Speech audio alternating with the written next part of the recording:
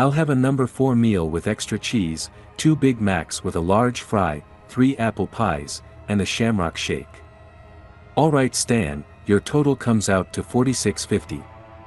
The land whale grunted approvingly as he shoved a greasy wad of crumpled bills into Gary's outstretched palm. Here's your change. I'll call your number when it's ready. Stan trundled away to await his late-night snack as Gary and I prepared the food. Geez, man.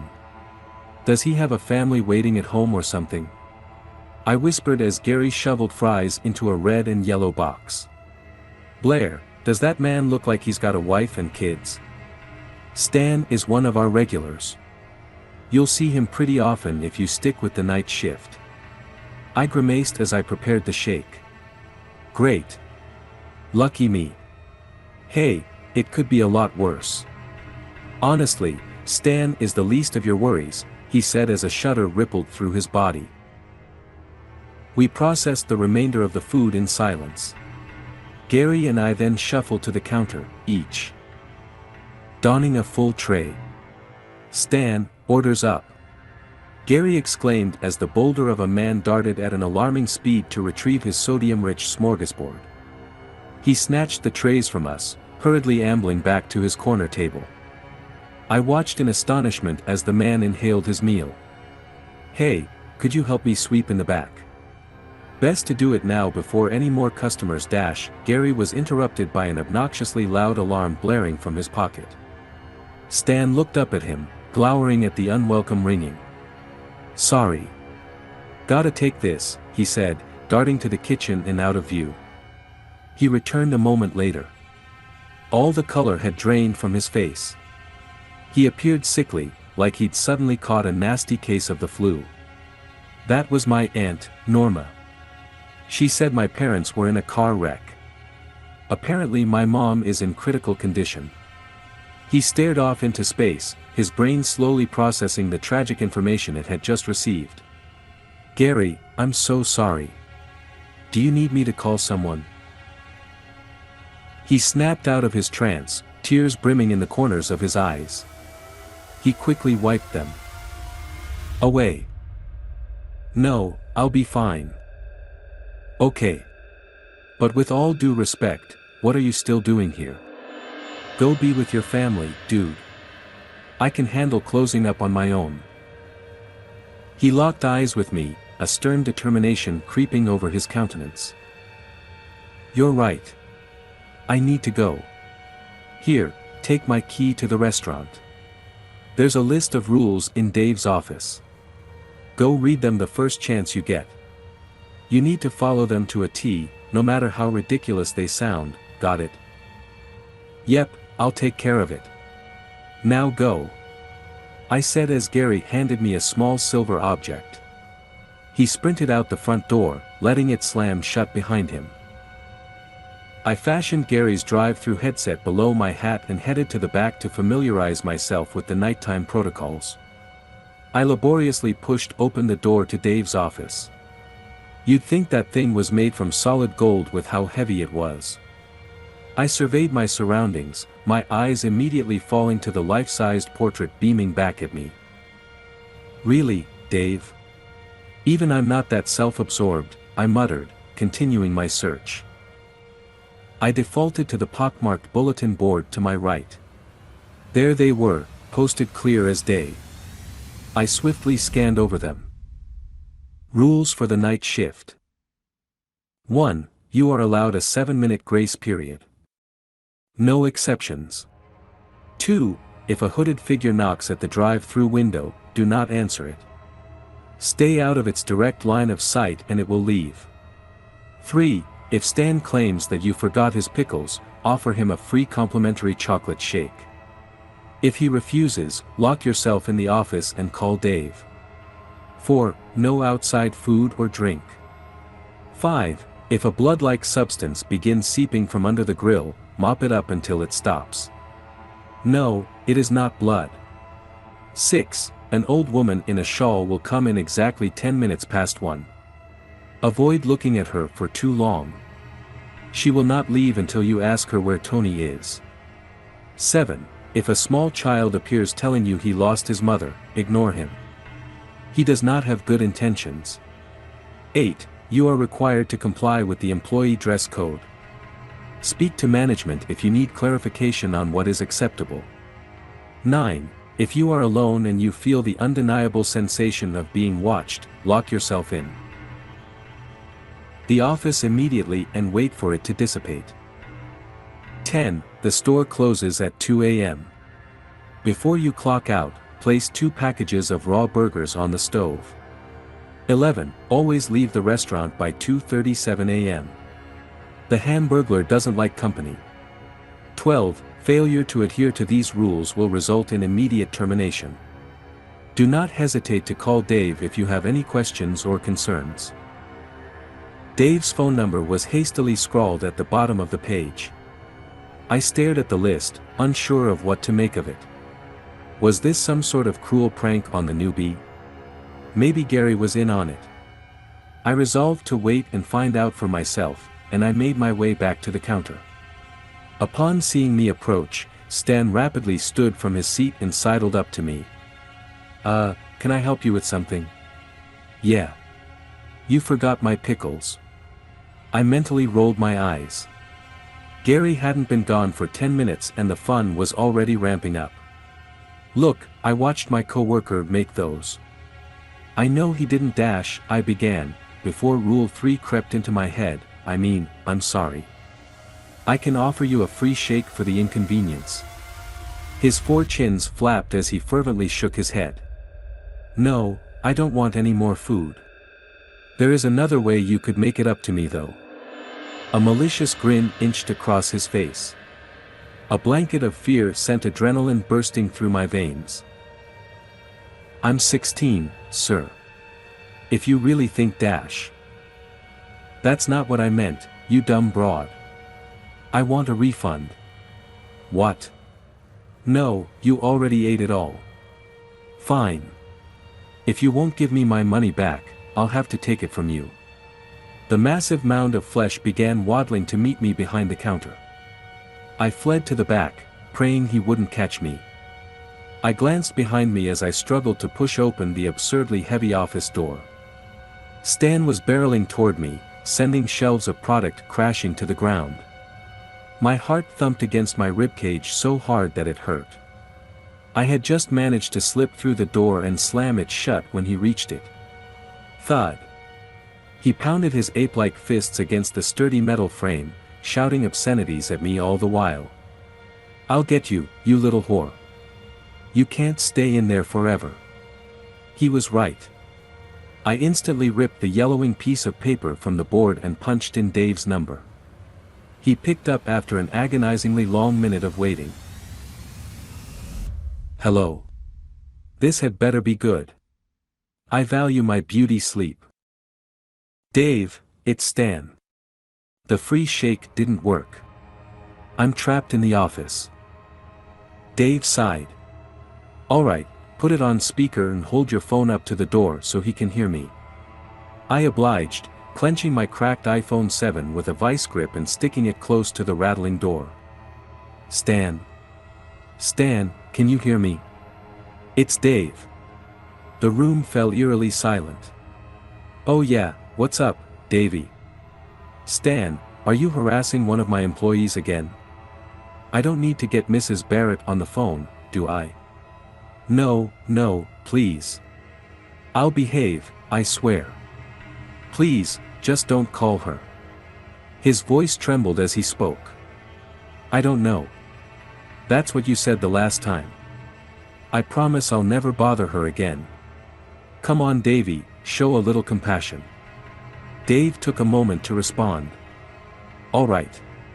But I need you to go home and you need to apologize to Mrs. Blake for scaring her. Blair, I interjected, facepalming myself. Right. Apologize to Blair and I'll let you off the hook. Oh, thank you. Sorry, Blaze, so, can I take you up on that free shake? No, Stan. No free shake tonight. I need you to leave, Dave said, a stern finality in his statement. Without another word, Stan angrily tromped through the kitchen and out the front door. I didn't release my breath until I heard it shut behind him. Thanks, Dave. Anytime, kid. In my experience, threatening to call his mother is a decent deterrent for any overgrown man-baby. I chuckled, sensing the tension disperse. I'm gonna get back to bed now. Good luck tonight. And with that, he abruptly hung up. I sat for a moment, controlling my breathing in order to steady my palpitating heart, before returning to my duties. I trudged into the kitchen and begrudgingly got to work cleaning the mess of boxes and condiments that Stan had strewn throughout the area. I had just put the final ketchup bottle in its place, when out of the corner of my eye, I saw it. A figure was standing at the drive-through window. I immediately tensed up, every muscle in my body freezing in place. It glared at me, yellow glowing eyes piercing the darkness. It raised a gloved fist and knocked lightly on the thin glass. The sound freed me from my stupor. Rule 2. I dashed to the counter and crouched behind it, hugging my knees to my chest. Ice flooded my veins as the knocking grew louder. The window shook in its frame as the light knocks soon escalated to rapid pounding. I squeezed my eyes shut, terrified at the notion that the slim barrier to the outside world wouldn't hold. The constant noise assaulted my eardrums, crashing against them like thunder during a storm. The knocking crescendoed into a fever pitch of resounding slams. Just when I thought that I might lose my sanity, it stopped. I glanced up in the midst of the unsettling silence I found myself in. It was gone. As if the entity had never appeared in the first place. I gradually stood, and took my time getting my bearings. I hesitantly peeked around the corner at the drive-through. Nothing. Not so much as a scratch on the glass. I glanced down at my phone. 12:15 a.m. less than 2 hours. I could handle it, right? I began sweeping like Gary was beginning to ask me to do prior to receiving his unfortunate news. I was thankful for a break in the action. I didn't know how much more I could take. Apparently I could take a lot more, as I came to find out. If you need to catch up, you can do so here. A couple of college kids stumbled in, trying to hide the fact that they were obviously stoned out of their minds, and retrieved a pickup order. I watched as they clumsily staggered out the door. One of them held it politely for a small old lady. An old lady wearing a shawl.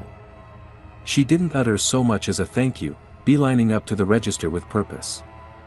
I was exhausted, up well past my normal operating hours, so I had completely forgotten about the rules.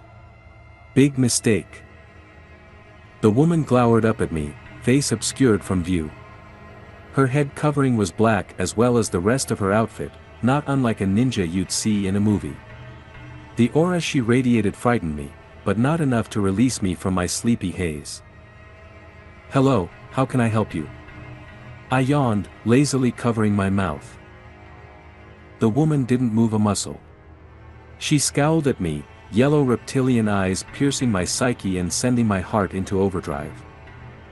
"Ma'am, would you like to order something?" Nothing. The longer we continued our staring match, the more sedated I felt, and not just due to the lack of sleep. She had some sort of strange pull over me. I nearly nodded off, my mind wandering back to the instructions. Before I passed out, I murmured, "Where's Tony?" Suddenly, I was released from my trance and the woman was nowhere to be found. Like she had simply vanished into thin air. My eyes widened. That was close. Too close. I trudged to the sink and splashed some cool water in my face, then poured myself a large cup of coffee. I knew it would probably keep me up well past closing, but hey, if it helped me avoid another incident like that, I was all for it. I had just finished dumping the dustpan into the trash when I felt it. A peculiar sensation crept over me like bugs crawling on the back of my neck. I was being watched. But from where? I sensed it coming from the drive-through. I whipped my head in its direction. Empty. It shifted to the dining area. No one was there. I grew lightheaded and panic began to surge through my system. A breeze swept past my ear, and I swear I could hear a soft, almost imperceptible voice whisper, "Blair." I bolted to the office, slamming the door shut as quickly as I could. What was that? I paced around the office like a caged animal, anxiously waiting for something, anything to happen. After what felt like an eternity, it began to dissipate without incident. I sat there for a moment, contemplating if this was really the right career path for me. Was every night like this? I was snapped back to reality by static emanating from my headset. I ripped it off until the noise stopped. A bumbling male voice crackled through it. "Hey, is this place open?" he slurred, obviously under the influence. "Yeah. What do you want to order?" I was beginning to lose my cool. Between all the strange occurrences and the inebriated customers, my patience was wearing thin. "I'll have a filet-o-fish meal. Coming right up." I made my way back to the kitchen and began preparing his order. Who the hell comes to McDonald's at 1:30 in the morning for a freaking filet-o-fish? I grumbled, purposely dousing his sandwich in sauce. I served the man, hoping to be rid of him as soon as possible. "Thanks." "Hey, is that a kid at the counter?" I turned my head and sure enough, there he was. A mess of blonde tangles and deep blue eyes peered at me from the register. I sighed. "Yeah, I'll take care of him. Have a good night." A child. Unaccompanied in my restaurant. Just what I needed. I began to approach the counter when Rule 7 blared in my mind like a tornado siren. I froze mid-stride. "Just ignore him, Blair. It's almost 2. You got this," I reassured myself, starting my closing duties early. That was easier said than done. The child began wailing, shrill high-pitched screams reverberating off the walls. He ran into the kitchen area, allowing me a full view of his tiny frame. The boy couldn't have been older than 6. His Pac-Man t-shirt looked well outdated, and he was filthy, as if he hadn't showered in years. He began tugging on my shirt, begging for attention. "Please help me, lady. I can't find my mommy," he cried, tears streaming down his rosy cheeks. He was relentlessly pulling at my clothing. That was it. I'd reached my breaking point. If this child, monster, demon, whatever he was, planned on killing me, he could go ahead and put me out of my misery. I was done. "Get out. Just screw off and leave me the hell alone." He immediately quit sniffling and straightened up as if I'd flipped a switch. Red tinged his striking pupils. Dread began sinking into my gut. A malicious grin blossomed across his lips. "You made the right choice," he growled as he headed toward the exit. "Weirdo kid," I mumbled, returning to cleaning. I finished up and waited around for 2 to hit, praying for a quiet, uneventful end to my first nightmare closing shift. Of course, my prayers went unanswered. I had a mere 3 minutes until I was supposed to clock out when I spotted it. A dark red viscous liquid oozing from beneath the stove. Great. Awesome. Just what I needed. I filled up a mop bucket in the storage closet and began sopping up the mystery fluid. If it wasn't blood, you could have fooled me. A persistent copper taste assaulted my tongue every time I opened my mouth. I gagged, forcing vomit back down my throat. The stuff just wouldn't stop coming. On my third bucket full of sloshing crimson, I finally started gaining an upper hand. I mopped fervently as blisters erupted across my hands from the friction of the wooden handle. All the not blood had been disposed of. I breathed a sigh of relief, careful to avoid splashing myself as I dumped the last of it down the drain. I'd done it. Take that, bitches. I win. I cheered as if I'd just claimed first prize at the Indy 500. My celebration was short-lived once I glanced down at my phone. 2:35 a.m. I bolted to the freezer, scooping up a couple bags of frozen patties. I slashed them open as quickly as I could, hoping in vain that I'd be able to make it out in time. I dumped their contents on the grill, then turned to toss the packaging in the trash. My heart plummeted into my gut. A man stood before me. His black dead eyes matched that of the small mask encompassing the top half of his face. Wispy red hair sprouted from his floppy hat. A matching tattered black and white striped uniform framed his features, accompanied by a dingy red tie dotted with images of burgers. He grinned at me, jagged rotten teeth sending a chill undulating through my entire body. He spoke, a rough gravelly voice shattering the tense silence. "Look, I know you're new here, so I'll spare you this time. But if I ever catch you in here this late again, I won't think twice about increasing my calorie intake." His wicked smile exuded a malevolent hunger that still haunts my nightmares. A wet gray tongue wormed its way around his cracked withered lips. I felt like a mouse about to be devoured by a rattlesnake. He scowled at me. "What are you still doing here? Get out." I suddenly regained my mobility. I tore through the dining area and burst into the cool night air. The Hamburglar's soulless stare followed me into the vacant parking lot. I hurriedly locked him inside and raced to my car as a torrent of emotions flooded through me at once. Fear, anger, and confusion were all prominent on my desolate drive home. In the end, rage won out. I wasn't scheduled the next day, but I was determined to make that smug prick in charge. At least give me some sort of explanation. I returned to the Golden Arches around 4 hours later. Running on zero sleep and a whole pot of Maxwell House. With fire in my eyes, I flung the door open and marched straight to Dave's office. Oh, yeah, it was great. Had his car repossessed and everything. Oh, hey Blitz. Aha. Yep. I dash, for the last freaking time, it's Blair. BLR. Not Blitzen, not Blaziken, not Blakely. Blair. Dave furrowed his brow, mouth slightly agape. Yeah Jim, I'll have to get back to you. He ended the call and furiously pocketed his phone. Do you even know who that was? I mean, why the hell do you think you can just storm into my office like this? No, you listen to me, Davey boy. I just had the worst night of my life. Every weird thing that could have happened, happened. And you don't care one bit. I see you've become acquainted with our more troublesome clientele. Yeah. I have. And I'm not dealing with that crap again. I quit, I hissed, dramatically slapping my hat onto his polished cedarwood desk before turning to walk out the door. Wait. 25 an hour. I stopped dead in my tracks. I reluctantly faced him.